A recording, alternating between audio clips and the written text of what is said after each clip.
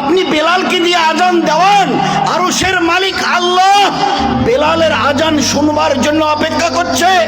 এই দুনিয়ার 18 লক্ষ গুণ বড় সূর্যকে আল্লাহ রুখে দিয়েছে বেলালের আজান শুনবার কারণে। ভাবি ইজ্জত কাকে বলে?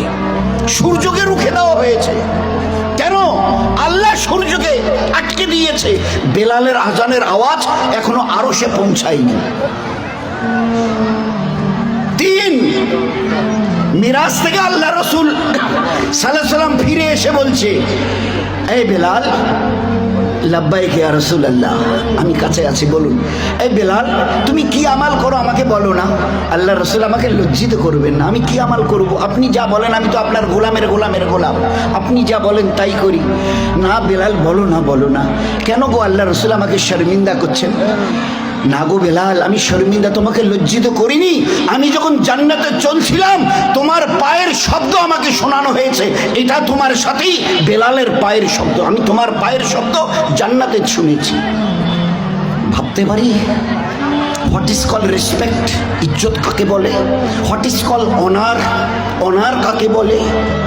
আল্লাহর নবী জান্নাত থেকে মিরাজের ওই রাতে ফিরে এসে বলছে, বেলাল তোমার পায়ের শব্দ আমি জান্নাতে শুনেছি।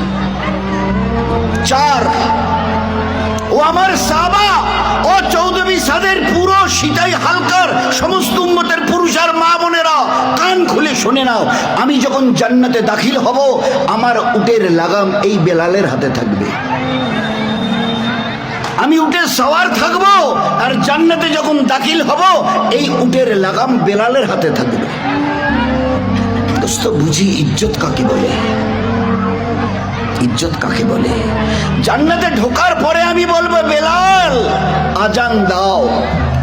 দ্বিতীয় কোনো ব্যক্তি হবে না জান্নাতে আজান দেবার জন্য এক্সেপ্ট হযরতে বেলাল রাদিয়াল্লাহু তাআলা আজান দেবেন। আর এই আজান 8টা জান্নাত আর 7টা জাহান্নামীদের প্রত্যেকের কানে আল্লাহ পৌঁছে দিয়ে দেবেন।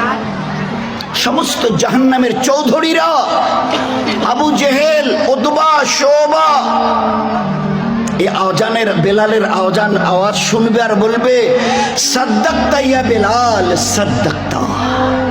এ হাবেশার গোলাম, তুমি ঠিকই বলেছো।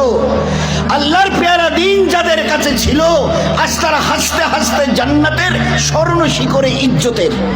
আর আল্লাহর পেয়ারা দিনকে যারা ঝুটলিয়েছিল, আমরা সব আরবের বড় বড় চৌধুরী, আবু জেহেল, আবুল হাব, উতবা, শোহবা, আগের পরের, আজ আমরা বড় বড় ঠাটবাট দুনিয়া চালানেওয়ালা, আজ আমরা জাহান্নামের আগুনের মধ্যে হাবুডুবু খাচ্ছি। সাদ্দাকতা ইয়া বেলাল, তুমি সত্য কথা বলেছো। আল্লাহ হক, নবী হক, তার দিন হক, তার কিতাব হক, তার ফেরেশতারা হক, তুমি সত্য কথা বলেছো। This was the life of the Muslims.